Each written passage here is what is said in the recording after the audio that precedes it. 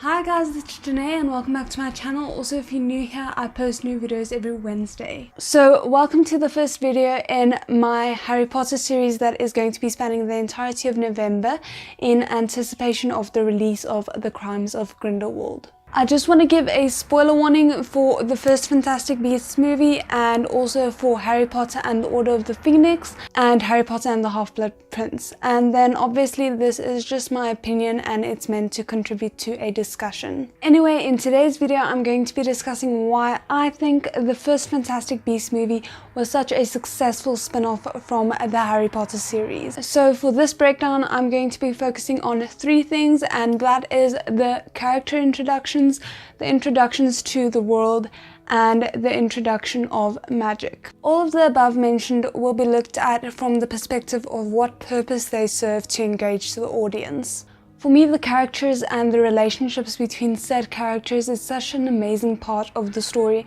and I also think it's key to the way that J.K. Rowling manages to pull the audience into the new story. So I absolutely love the quirky and sweet nature of Newt's character, but in terms of his purpose as a character, I think what really made it work so well for me is the instant connection that you as the audience have with him because of his love for Hogwarts and the connection that he has to it, which is the same connection and love that the audience has built up throughout all of the Harry Potter books and movies. Then the next thing that I think endears us to him is his love for creatures, because as an audience who has seen the appreciation Hagrid has for creatures and the general acceptance exhibited by people in Harry's generation, we understand his need to keep the creatures safe. On another level, Newt also works as the audience's eyes, as he, like most of the audience, is only familiar with the way things work in Wizarding Britain. So though he's not new to the Wizarding world, he is new to this Wizarding world. This strengthens our connection with Newt, as a lot of our expectations, beliefs and morals when it comes to the Wizarding world has been shaped by what we've seen of Wizarding Britain from Harry's point of view. Moving on to Jacob, I absolutely adore him, but besides the fact that Jacob is so lovable, I think the thing that really makes it work is that he is our inside man. He is what represents the hope of maybe convincing the American wizarding population that muggles aren't so bad and that they can be trusted. Even more for me, Jacob represents sweet nostalgia. The wonder with which he experiences the wizarding world is so akin to the way I first remember feeling while watching and reading Harry Potter. You almost get to relive the feeling while watching this. So in every movie, it is natural to have one character who is kind of the audience's eyes and ears. They experience the world the same way that the audience member would. And I think what really stood out to me in this was that J.K. Rowling decided to make both Newt and Jacob the audience's eyes and ears at different points within the movie, because it ended up helping the flow of the movie in a way that made the exposition less awkward and forced. Then moving on to Tina and Queenie, besides being a good contrast to each other, the two witches also bring an important perspective to the story.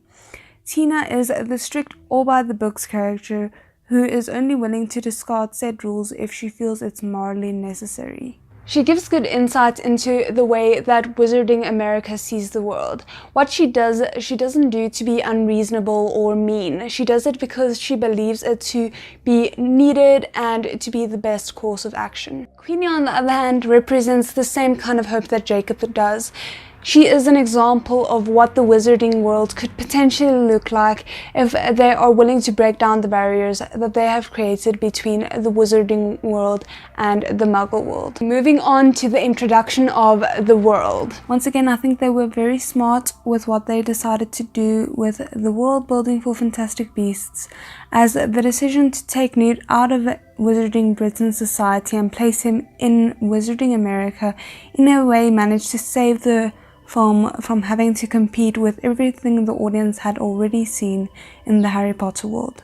Also, the fact that they decided to expand on the world instead of reusing what had already been established, for me, made the Wizarding World feel a lot richer and more realistic. And as I mentioned before, it also allowed the audience to once again feel the wonder of being reintroduced to the Wizarding World. Then moving on to the third thing, and this is the one that is the least concrete for me, but that I still wanted to mention, and that is the introduction of magic.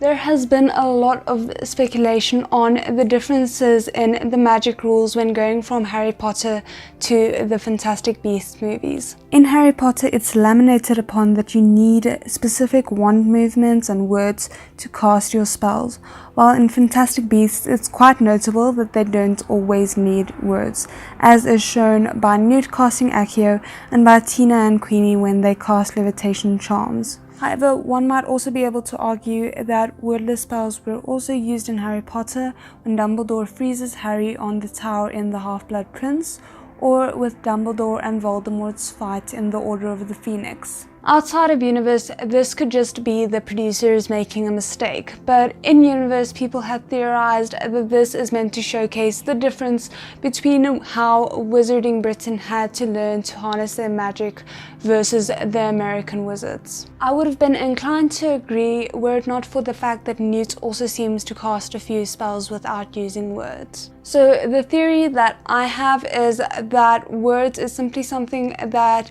new wizards and witches are taught in school as a way to direct the intent of the spell, in the same way that a wand acts as a conduit for their magic. And so once you're old enough or experienced enough with certain spells, you won't need the words anymore, which might explain why Newt can do something like Accio silently but couldn't do the same with Alohomora.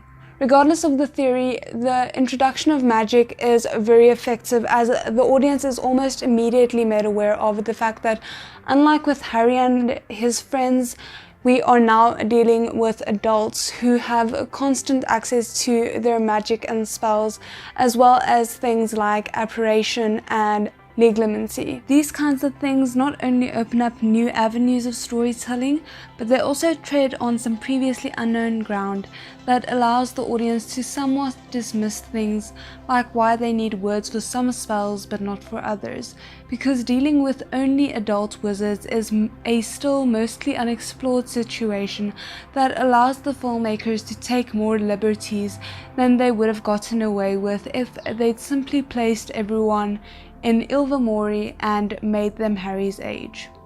I think what made this spin-off work so well is the fact that J.K. Rowling and the producers stayed true to what had come before it.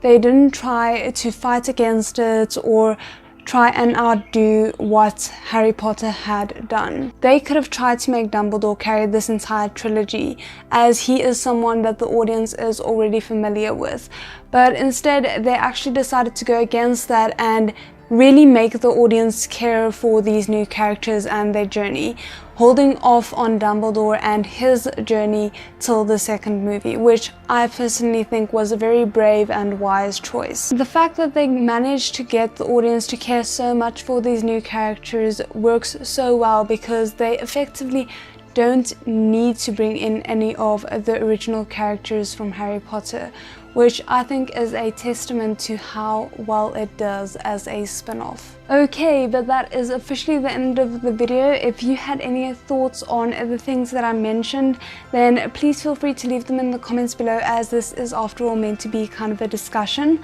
And if you feel that I have proven myself to you as a true Harry Potter fanatic, then please feel free to subscribe and like. And my social media will be in the description box below if you want to contact me.